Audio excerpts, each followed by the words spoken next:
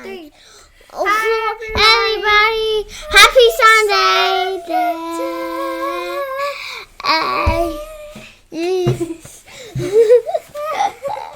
Alright, you gonna tell them bye? Hey, here's the Favorite what? character to Harry Potter. Who's her favorite character on Harry Potter? Who? Like one of Ron Weasley. Ron Weasley. Okay. I say this Harry Potter too.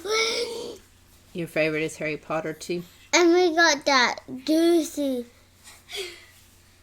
person guy. Gossy person girl. What's her name? Who's her name? Whose name? A person girl.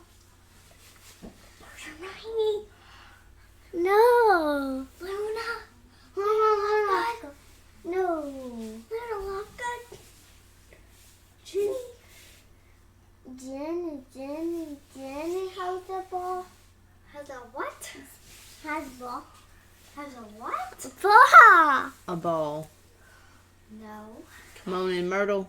Moan Myrtle. Moan and Myrtle is your second favorite? You look like a Moan and Myrtle. You look like a Moan and Myrtle. Tell them bye. Alright. We are going to start something new this morning, and I had all intentions of starting this last week. And I think last week was the first Sunday, and I know since I think we've been doing this a year and a half, almost 2 years, that I've had to miss. Matt and I have been pretty sick, so I just was not up to it last week. I had it done. It was ready. I just didn't have the energy to get up and deliver the devotional. So we're a week behind, and it's okay, because we were actually at a good point. We're at a stopping point from what we were talking about, and then we're going to start our new series, I guess, if you want to call it that. And to start off, I wanted to wish everyone a Happy New Year. I know we're a week late, but I hope the first week has been good. I know we've got a whole lot of people sick in our congregation, and I hope that everyone gets well. I hope this is a good week for everybody, and I hope it's a good year for everyone that's watching this. Today, we're going to begin a new study on the cross, and the book that I'm going to be using is this, and it's called The Cast of the Cross by Drew Kaiser. And this is actually the book that I'm using for our teenage class on Wednesday nights, and I really like it. I don't know if they do or not, but I really like it. It's a lot of information, and it's all focused on the cross. It's 13 different viewpoints from people who were at the cross when Jesus was crucified. So people who all played a part in getting him killed, people who had a part in his life, good, bad, indifferent. And I never, until we got this book and started reading it, have I sat down and really considered all the people that were involved, or all the people that were there that day. I don't know why. I just never sat down and thought about it. I always thought about, well, Jesus being crucified, Mary was there. That's a given. She's a mother. And I guess I just stopped at that. I really didn't take into consideration all the people that were involved leading up to that point, all the people that were there, whether they were spectators, whether they were haters, whether they were the people who respected Jesus or didn't respect him, who followed him, didn't follow him. So that's where we're going with this. And the book begins with the prophets. And I was kind of taken back because I assumed we begin with Mary, or we begin with somebody like that. And no, we begin with the prophets.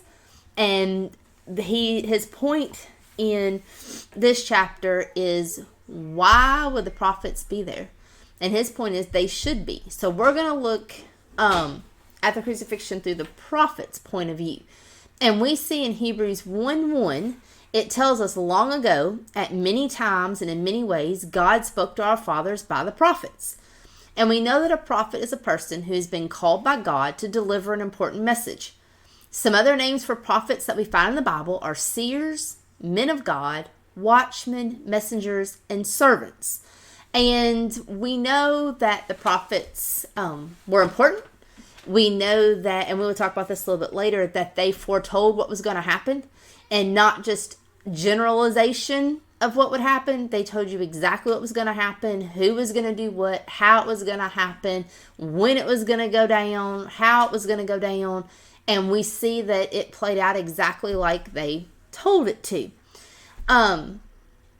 The Bible tells us of many prophets, okay? There's a bunch of them. Some of them are Moses, Samuel, Elijah, Isaiah, Habakkuk, Ezekiel, and Jeremiah. All of these people God spoke to in some way, and they all had two important functions. Their first important function was they had a message for the people of their day, their time, their here and now. But the second function is their message is also for the ones who lived in the future. Their message is for us as well. Matthew 26:56 tells us, "But all this has taken place that the scriptures of the prophets might be fulfilled." So we see that the Bible tells us they are foretelling things that are going to happen. And they are telling this so it will be fulfilled. The prophets' work focused on Jesus. They were the first people to appear in the story of the cross. We see at the very beginning of Jesus' life, the prophets were around. They foretold, they prophesied that a baby was going to be born. He was going to be the King of the Jews. He was going to be the Messiah. So they were there from the beginning of Jesus' time. From the day of his birth to the day of his death, the prophets were there. The word Messiah means anointed one. The word Messiah is only used once in the Old Testament. But when we see the names King, Son of David, Servant of the Lord, Righteous Branch, Son of Man, it means Messiah. So these people have been hearing from the prophets that the Messiah, Jesus, is coming. They knew what was going to happen. They were told in great detail who to look for. So why did they reject him once he came? Why? Jesus is here. He's in the flesh. He's walking among them. Why did they reject him? Well, number one, it's not who they pictured. Jesus was not someone that they thought was coming, that they shouldn't say wanted, but not someone who they had in their mind. And have we ever done that? Have we ever been told about a family member, or told about a coworker, or told about somebody, and by all the things that you kind of formulate this picture in your mind? You have in your mind what they're going to look like, what they're going to talk like, what they're going to dress like, what they're going to act like. And then when you meet this person in real life, they're nothing like what you expected. What you conjured up in your mind is nothing like who the real person is. And that's exactly how Jesus was to the Jews. He was nothing like what they had imagined. Although he was exactly who the prophets said he would be, the Jews still not believe. They were not looking for the Messiah in Jesus. They were looking for something else. The prophet said the Messiah's birth would be nothing short of a miracle. Well, we know that's true. He was born in a barn. We talk about miracle babies today. We talk about, we have complications. There's things, the list goes on and on. But none of us was born in a barn. None of us. And his birth literally was a miracle. It was a miracle. The prophets also told the sufferings that Jesus would go through, and each and every one of them came true. Not just one, not half of one, not half of them. Every single suffering, every single thing the prophets predicted came through. They told of all these things long before they happened, and before anyone could ever know they were going to happen, but people still didn't believe. Even when they see it unraveling, unfolding, they don't believe. Psalms 22 portrays the particulars of the cross, and this psalm was written 1,100 years prior to the crucifixion. So 1,100 years prior to Jesus being on the cross, these prophets are telling people what's going to happen. Psalms 22 verse 1, my God, why have you forsaken me? Does that sound familiar? Jesus said that on the cross. He said that. My God, why have you forsaken me? Psalms 22 verse 7 and 8. They predicted the mockery that was going to happen. It says, all who see me mock me. They make mouths at me. They wag their heads. He trusts in the Lord. Let him deliver him. Let him rescue him, for he delights in him. Verse 14. It predicts the blood and water coming from Jesus' side. It says, I am poured out like water. Verse 15, they predict that he's going to be thirsty, his parched lips. That verse says, and my tongue sticks to my jaws. We've all had experienced dry mouth before. We know, like, your mouth, until you get the saliva going, until you drink something, it's just dry. It sticks. It's not comfortable. It's not pleasant. It's predicted, and it happens. Verse 16, they predict the spikes. They have pierced my hands and my feet.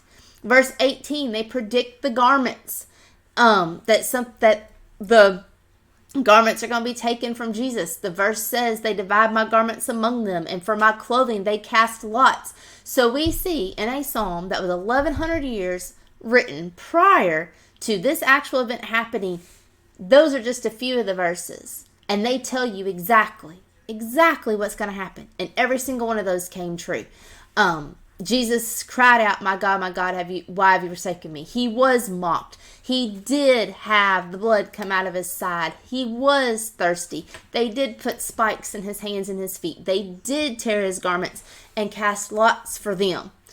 And that's just in Psalms. In Isaiah, we see where Isaiah predicts the brutality, I guess, the beatings, chapters 52 and 53. I'm only going to look at 3 of them, but if you look through those chapters, it shows you more predictions that came true. 52 verses 14 shows us the brutal beating Jesus received.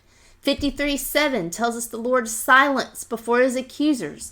53:12 tells us his crucifixion between 2 thieves. As we see, the prophets described exactly what was going to happen in great detail. So there was no misunderstanding, nothing left to speculate. They described it in great detail, what was going to happen, and we know that the crucifixion happened exactly as they said it would. Not close, not similar, exactly. So of course, it makes sense why the prophets would be at the cross. They are seeing happen right before their very eyes all the things they've been telling people about for years. All their predictions are coming true. So, I don't know. To me, it's different. I never thought about the prophets being there. Yes, the prophets foretold all this. The prophets knew exactly what was going to happen. It was laid out exactly like it was going to happen. It happened like it was supposed to happen. I just never thought about them being there. And I want to end with a viewpoint from Isaiah that this book talks about. And it says, these were dark days in Jerusalem. The northern kingdom of Israel had already been given into the hands of the Assyrians. Now Babylon loomed over Judah's horizon, threatening its very existence. Isaiah and others warned the people that God would use all of Nebuchadnezzar's might to carry out his wrath if they did not repent. But the words of the prophets fell on deaf ears. Evil King Manasseh was doing everything in his power to silence them. But there was hope. God would punish his people, but a faithful remnant would remain. And through the remnant, the Messiah would come. Isaiah dipped his reed into the inkwell and continued writing. To us a child is born, to us a son is given, and the government shall be upon his shoulder, and his name shall be called Wonderful Counselor, Mighty God, Everlasting Father, Prince of Peace. Of the increase of his government and of peace there will be no end, on the throne of David and over his kingdom, to establish it and to uphold it with justice and with righteousness from this time forth and forevermore. The zeal of the Lord of hosts will do this. Suddenly a loud boom sounded as someone kicked in the door of Isaiah's home. The old prophet peered up from his scroll to see several soldiers, Manasseh's men. Caught off guard, he noticed only the insignificant details at first. The leather thong on a sandal, a growth on a soldier's chin, a breadcrumb on the floor. Then as his eyes focused, he looked towards the back of the group and thought he caught the glint of a sword. Again, that is just a different perspective of what Isaiah would have witnessed. The crucifixion getting ready to happen, them getting ready to take Jesus off. Just kind of puts it in a different perspective. So what I wanted us to take away from this is the prophets. A lot of people think, we don't have to listen to the prophets because that's old news. That's Old Testament. It doesn't apply to us today. Well, what do we say at the very beginning of the devotional? They had 2 purposes. The first purpose was to teach the people, tell the people of their day, and then they had to prophesy to people of our day, future people. So it does apply to us. The same things came true. The predictions of his death, it happened the same way for them. We read about it. He didn't have a separate death for us. He didn't get crucified 2 times, not for one back then and one for people today. It's all the same. And the prophets foretold that. And it's just amazing how many times do we tell somebody something. It doesn't have to be a prediction, but we just say a simple sentence to somebody and they go and tell somebody else. Do they get it exactly right? No. Very rarely we cannot say something to somebody and they repeat it to somebody else and it be exactly what it was. With the prophets, it was exactly how they said it would happen. No doubt, no misunderstanding, no mistakes. It was exactly like they said it would be. So that is the viewpoint from the prophets. Next week we will do the viewpoint from Judas Iscariot, and that was very interesting as well. It takes it from the viewpoint of what actually is going through Judas's mind. Again, things I really didn't think about. You think of him as being the bad one because he betrayed Jesus, but there's a lot that goes into that. So we will do that next week. So I hope everyone that is sick is feeling better. I hope this week is a lot better for everybody, and I will see you all here next week. Thank you for listening.